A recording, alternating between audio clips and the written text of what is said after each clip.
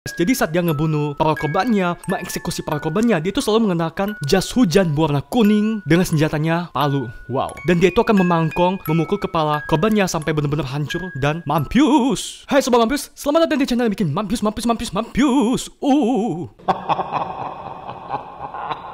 So guys, kali ini aku akan nyeritain tentang sebuah kasus yang ada di Korea yang dilakukan oleh seorang opa-opa Korea, dan beberapa korbannya itu di mukbang guys. Dan seperti biasa, sebelum kita mulai, please klik subscribe dan tanda lonceng sebagai support buka aku agar aku lebih semangat lagi untuk bikin video berkualitas dan menghibur. Kalau sudah, kita mulai. 1, 2, 3. Jadi pembunuh yang satu ini itu bernama Yo Young Chul. Ia lahir di Mapogu, Seoul, Korea pada tanggal 18 April 1970.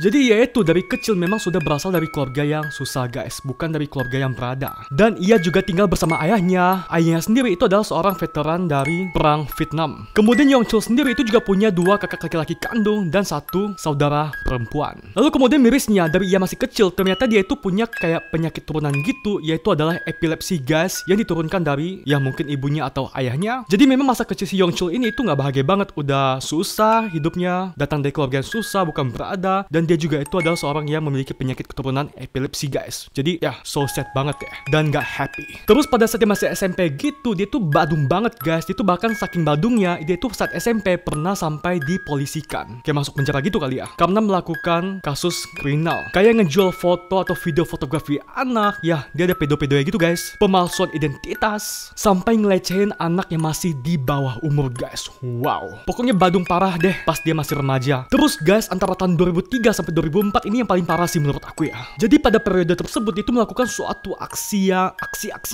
yang sangat sadis dan super sadis guys. Ya sadisnya itu mungkin kayak kamu makan Indomie pakai abon cabe 3 kilo. Saking sadisnya kasus yang ia lakukan pada periode tersebut itu sampai hampir seluruh Korea. Ya mungkin semua Korea sih, bukan hampir lagi, semua seluruh Korea, sudut-sudut Korea sampai ujung-ujung Korea itu semua pada tahu tentang kasus si Young Chul ini guys. Sampai-sampai ia juga mendapatkan julukan Raincoat Killer, yang artinya adalah pembunuh yang mengenakan jas hujan. Jadi mengapa dia disebut Raincoat Killer guys? Jadi saat dia ngebunuh para korbannya, mengeksekusi para korbannya, dia itu selalu mengenakan jas hujan berwarna kuning dengan senjatanya palu. Wow. Dan dia itu akan memangkong, memukul kepala korbannya sampai benar-benar hancur dan mampus. Gila nggak? Jadi guys, dia itu ngaku pada periode tersebut, yaitu pada tahun 2003 sampai 2004, dia itu sudah ngemampusin sebanyak kurang lebih 21 orang guys, yang bahkan ia sendiri nggak kenal. Jadi bukan karena dendam atau bukan karena apa, itu karena untuk fun doang, dia ngebunuh mereka semua untuk kepuasan tersendiri. Terus guys, dia itu cuma nargetin orang-orang secara khusus, kayak orang-orang kaya, wanita-wanita kaya gitu, dan juga wanita penghibur.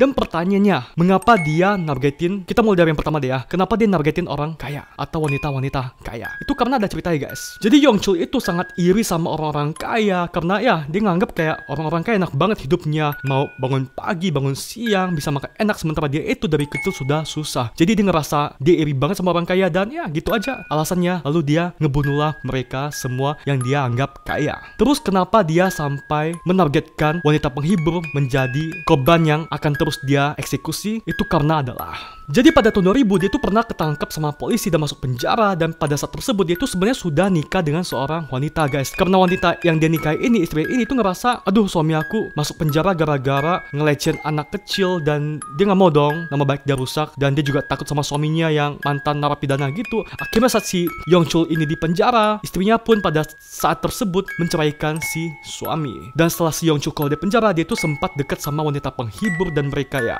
semakin dekat, cinta mereka bersemi antara dia dengan wanita penghibur tersebut. Namun ketika si Young Chul mau ngajak si wanita penghibur ini nikah, si wanita penghibur ini pun kayak cari tahu dong asal usul si Young Chul ini siapa, apakah dia pernah berbuat kriminal. Dan bener aja guys, saat si wanita penghibur ini yang si Young Chul mau ajak nikah, cari tahu asal muasal si Young Chul, ternyata dia menemukan kalau si Young Chul ini itu adalah mantan narapidana yang pernah melakukan kasus kriminal yang sempat aku sebutkan tadi, kayak pelecehan anak. Itu kan parah banget ya. Jadi si wanita penghibur ini pun langsung kayak nggak mau dong, dan mutusin untuk nggak kontak lagi dan putus dari Young Chul. Ya sebenarnya si Young Chul ini sempat tobat guys saat dia masih menjalin cinta dengan si wanita penghibur ini, tapi ketika si wanita penghibur ini sudah nolak dia pun kayak dendam gitu sama si wanita tersebut, dan juga dendamnya sama wanita penghibur guys. Jadi setelah mereka putus, dia dan wanita penghibur ini, dia pun mulai melakukan aksinya kembali. Pokoknya setiap dia lihat wanita penghibur, dia akan ya nargetin mereka untuk dia eksekusi dengan palunya itu sampai mereka mampus. Seperti aku bilang tadi, cara eksekusi pun sangat sadis guys. Jadi misalnya kalau dia ketemu sama mereka, ketemu sama para calon-calon korbannya itu, dia akan mengeksekusi mereka dengan memukul palu ke kepala mereka sampai mereka kepala itu hancur. Jadi pokoknya sadis banget. Nah, jadi awal-awal kasus yang terjadi di Korea Selatan itu kan polisi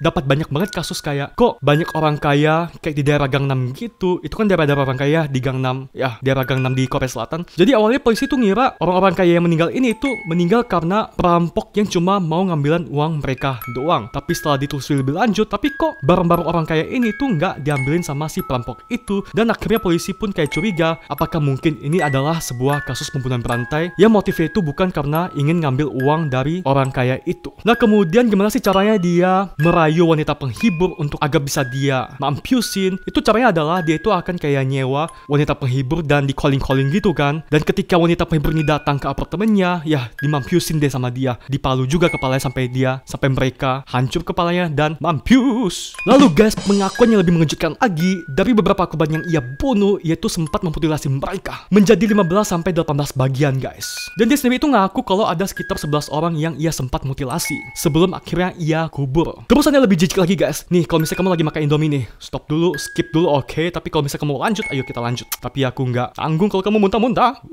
Ya guys, dia itu juga sempat mengaku kalau dia itu juga sempat menyantap daging dan hati dari para korbannya guys. Di mukbang gitu, kayak makan sashimi di restoran Jepang, mentah-mentah gitu. Mampus nggak lu, mampus. Ini orang ke waktu itu udah kena Indomie goreng, yang atas itu ada keju sama kornet sama telur lengkap sama cabai rawit semuanya. Ya mungkin dia nggak bakal makan daging manusia. Ya guys, singkat cerita, polisi juga menggali lokasi di mana si Yongchul ini mengubur para korbannya. Tepatnya itu ada di belakang kuil Bongwon. Dan di situ saat polisi menggali spot itu, polisi itu menemukan ada 11 mayat di situ. Singkat cerita, ya akhirnya pada tanggal 13 Desember 2004 Yongchul pun dihukum mati atas kasus yang ia lakukan dengan sangat sadis guys. Jadi sebenarnya itu pada saat itu, pada tahun itu, Korea Selatan itu udah menghapus hukuman mati untuk para terdakwa guys. Tapi karena banyak banget pihak yang mengatakan kalau ini Yongchul udah parah banget nih kasusnya, udah sadis banget nih kalau dibiarkan hidup dan tinggal bermasyarakat lagi saat dia keluar di penjara, itu kan bahaya banget untuk masyarakat Korea Selatan. Jadi karena udah didesak gitu sama publik ya Korea Selatan, akhirnya tiba-tiba dikasih khusus deh, hukuman khusus untuk si Yongchul. Ya, dia dieksekusi mati guys. Hukuman khusus untuk si Yongchul. Nah, kalau kamu juga penasaran akan cerita Yongchul lebih lanjut, ternyata cerita ini tuh sudah difilmkan guys dengan judul The Chaser. Jadi kalau misalnya kamu penasaran, ingin mendalami kasus ini lebih lanjut, ingin mendalami cerita ini lebih lanjut, kamu bisa nonton deh filmnya The Chaser. Aku udah nonton, bagus banget, serius. So guys, gimana dari video cerita yang baru saja kita bahas? Apa yang bisa kita pelajari dari cerita ini? Ya mungkin yang bisa kita bahas adalah yang paling kasian sih menurut aku yang kayak orang kaya yang tinggal di daerah Gangnam itu nggak tahu apa-apa, nggak punya dendam atau nggak pernah melakukan suatu hal kepada Yongchul, tapi juga dihabisi sama Yongchul. Ya mungkin yang bisa kita pelajari dari kasus ini adalah jangan lupa kunci pintu rumah guys, oke? Kunci rapat-rapat, karena kita nggak tahu kalau misalnya kamu nggak kunci pintu rumah, ada orang yang kayak Yongchul gitu, orang gila, random gitu masuk ngebunuh kita pas lagi makan Indomie, pas lagi boker di WC, kan mati konyol gak sih? Oke? Jangan lupa kunci pintu. So guys, untuk video ini please klik subscribe dan tanda lonceng sebagai support ke aku. Dan kalau misalnya aku upload video baru, kamu juga bisa jadi orang yang pertama yang nonton, oke? Dan sampai ketemu di video selanjutnya. Bye.